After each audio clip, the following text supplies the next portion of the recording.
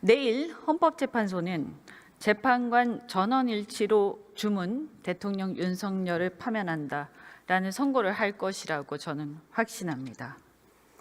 어제 재보궐선거의 결과는 비록 일부 지역에 국한되었지만 탄핵의 민심을 보여준 것이다 이렇게 생각합니다.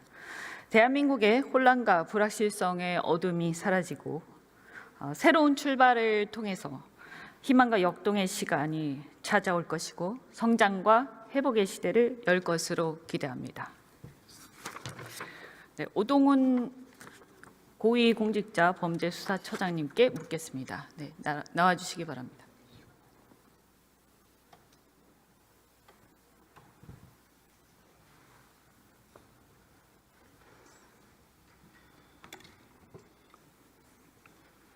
네, 반갑습니다. 고생이 많으십니다. 최상목 경제부총리께서 오늘 출석을 하시지 않으셔서요. 제가 처장님께 물을 수밖에 없습니다. 경제부총리는 정부조직법에 의해서 기획재정부 장관은요, 우리나라의 환율, 외환보유고, 대미 금융정책 등을 총괄하는 고위 정책 결정자입니다. 알고 계시죠? 네. 네. 최상목 경제부총리의 미국 30년 만기 국채 투자 현황을 보면 2023년도 정기재산변동 신고 시에는 없었습니다. 경제수석 비서관 당시인데요. 그러다가 그해 말에 인사청문회를 합니다. 부총리 인사청문회를 하는데 그때 1억 7천만 원 정도의 미국 국채를 부유를 하고 있습니다. 그래서 그때 이게 문제가 되어서 부적절하다라고 하니까 여기에 대해서 이제 매도 약속을 하고 24년도 정기재산 변동 신고 시에는 없습니다. 그러니까 매도를 한 것으로 보입니다. 그게 아니라면 이제 그것은 이 자체 신고 자체가 문제가 있는 거겠죠. 그리고 나서 올해 또 3월 정기재산 변동 신고에서 1억 9,700여만 원, 그러니까 한 2억 원 정도 매입한 걸로 보이는데요. 처장님께서는 공직자 윤리법상 이해충돌 방지 의무 알고 계신가요? 네. 네. 혹시 말씀해 주시겠습니까? 뭐 그런 부분이 지금 우리 공수처의 좀 수사 대상이 좀 제한되어 있습니다. 예, 그래서 만일에 이제 그런 부분이 해당되는 부분이 있으면 저희들은 법과 원칙에 따라서 이 부분 지금 의원님 말씀하신 부분 유념해서 또 조사할 수 있는 그런 상황입니다. 네, 제가 봤을 때는 어쨌든 팔고 다시 사지 않았습니까? 그러니까 그 얘기는 뭐냐 하면 이미 문제가 있다라는 것을 인식을 충분히 하고 다시 매입을 한 것. 이것은 충분히 고의적이고 매우 비윤리적이다 이렇게 생각하고 인사청문회를 통해서 국민들한테 약속을 한 것. 이것을 국민을 다시 기만한 행위에 해당이 됩니다. 그래서 굉장히 심각한 건데요. 제가 하는 자료를 보니까 일반 국민들은 평균 해외 증권 투자 금액이 한 1,400만 원 정도밖에 되지 않습니다. 그런데 자산이 얼마나 많은지 모르겠지만 2억 원이라는 것은 매우 큰 금액인데요. 이 금액을 경제부총리가 이렇게 미국 국채에 30년 만기 미국 국채에 다 투자를 했다. 굉장히 큰 금액인데 어떻게 이렇게 많이 투자를 했고 또 ETF가 아니라 직접 투자를 했을까 이런 생각이 듭니다. 말씀드린 대로 환율, 외환보유고, 대미 금융정책 등을 총괄하고 있는데 작년에 우리 환율이 어땠습니까? 우리 환율이 굉장히 불안정하지 않았습니까? 그죠? 그래서 이 환율이 상승할 경우, 환율이 급등하면 우리 국민들이 굉장히 힘들어지는 게 많았고 작년 같은 경우 이게 문제가 많이 됐었는데요. 이 미국 국채는 사실 어쨌든 환율이 급등하면서 본인이 이익을 볼 수 있는 그런 구조였습니다. 그런데 이것을 팔라고 해서 다시 팔았는데 그리고 나서 다시 샀습니다. 그것도 환율이 굉장히 어려울 때 그래서 이것은 저는 매우 심각한 문제가 있다. 그래서 이거는 이해충돌 방지 의무 위반, 그리고 또 말씀 아까 잠깐 드렸지만 한국은행의 금리 결정 과정, 그리고 외환시장의 개입 계획, 그리고 정부의 환율 방어 정책 이런 것들의 정보를 실시간으로 또 접할 수 있는 자리이기 때문에 미공개 정보 이용 행위에도 해당할 가능성이 있다라고 생각을 합니다.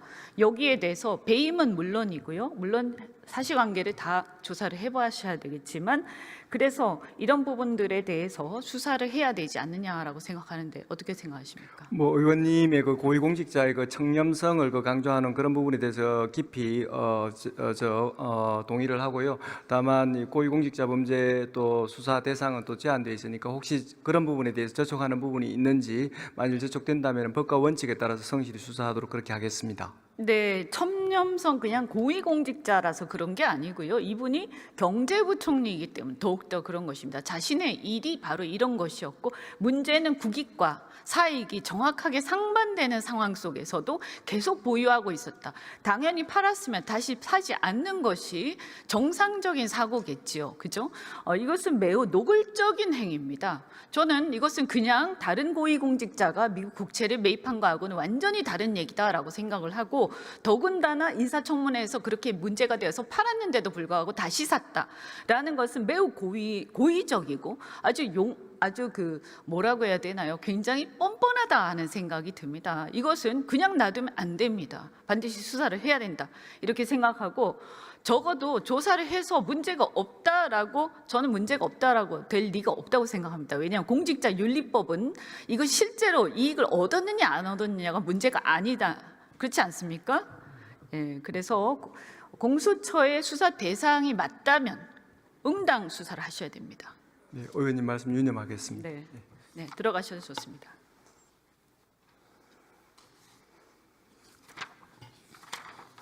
법무부 차관, 네.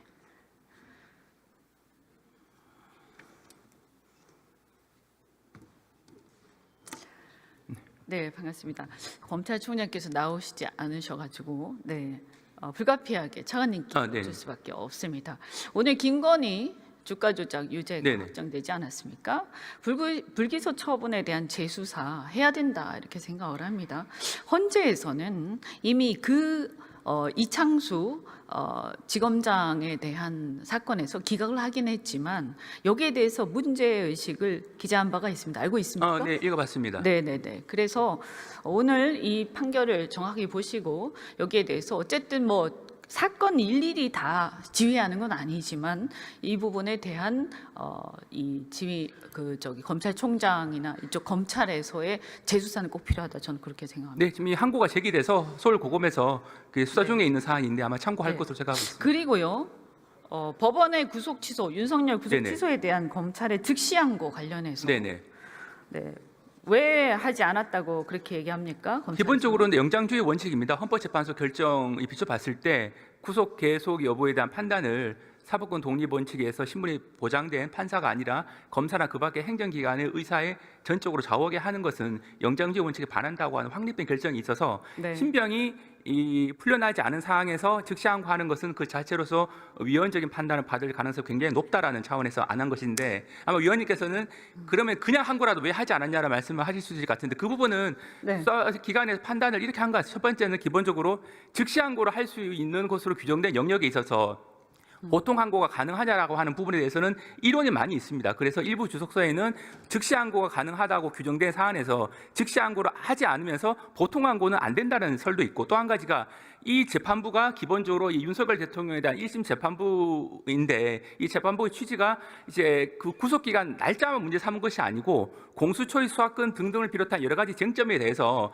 좀 논란의 소지가 있다. 그래서 이제 막 형사재판이 시작된 상황에서는 의문의 소지를 해소할 필요가 있다고 판단했기 때문에 수사팀에서는 결과적으로 1심 재판에 이제 본안 재판에 집중하는 것이 효율적이라는 판단을 한 것으로 생각하고 있습니다. 국민들이 차관님 말씀하시는 거 들어보면 무슨 말인지 하나도 모르실 것 같아요. 예. 이해가 안 갈 겁니다. 일반인들은. 예. 그래서요. 이게 말이 됩니까? 그러면 왜 다른 사람들은 석방하지 않습니까? 우리 대한민국은 헌법에 의해서 평등의 원칙이 있고 적법 절차가 있지 않습니까? 아시죠? 네. 왜 다른 사람들은 석방하지 않습니까? 지금 다른 사안을 제가 확인해 보니까 즉시 항고가 문제된 사안들은 모두 다 신병이 확보되지 않고 이제 석방된 상태에서 검찰에서 이제 즉시한 항고를 한 사례는 있는데 이 사건과 같이 지금 이제 위원님께서 말씀하신 바와 같이 저는 잠깐만 제가 끊어서 죄송한데 즉시 항고를 안 해도 이게 만약 잘못됐다고 생각해서 그냥 풀어줬으면 모든 국민들한테 그거 해야지. 그러면 국민들이 다 일일이 변호사 써가지고 즉시한 거 해야 돼. 아니, 죄송합니다. 이 판결을 갖다가 문제를 삼아야 됩니까? 이 결정을 받아야 됩니까? 예, 구속기간 산입에 대해서는 네. 그 판단에 대해서는 검찰에서도 법원의 판단과는 좀 다릅니다. 그래서 법원의 판단을 수용해서 그 종전의 관행을 바꾸는 것은 아니고 종전 관행대로 하되, 다만 법원의 그 구속기간 산정에 대한 판단에 대해서는 동의할 수 없지만 본안 재판에서 다투겠다는 입장입니다.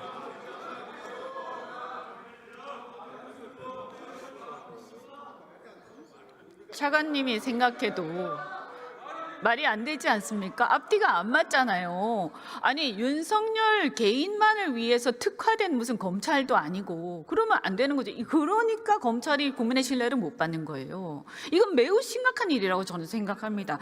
정말 그렇다면 모든 피의자, 모든 피고인들을 다 석방을 하는 게 맞습니다. 그게 옳든 그르든 간에 절차적인 문제에서. 그렇지 않습니까? 그냥 해야지 왜 그 사람들은 그러면 법원에 뭘 받아와야 됩니까? 이미 그렇게 해서 승복을 했는데요. 근데 지금 윤석열 대통령 사건에 대해서도 검찰은 법원의 구속기간 산정에 대한 판단에 그러면 왜 대해서 항고를 안 했어요? 즉시 항고를 안 했으면 보통 항고라도 했었어야죠. 그리고 오케이, 거기까지 그럼 이해하더라도 보통 항고 했었어야죠. 안 했잖아요. 그래서 그 그 승복한다는 얘기 아니에요? 네, 그 부분 제가 앞에서 간단히 말씀드렸는데, 즉시 항고가 가능한 영역에 있어서 안 했을 때 보통 항고는 제기가 불가능하다라고 하는 유력한 견해가 있습니다. 시도해 보셨어요? 안 했잖아요. 견해가지고 그렇게 합니까? 이거 국가적으로 중요한 사안인데, 그죠?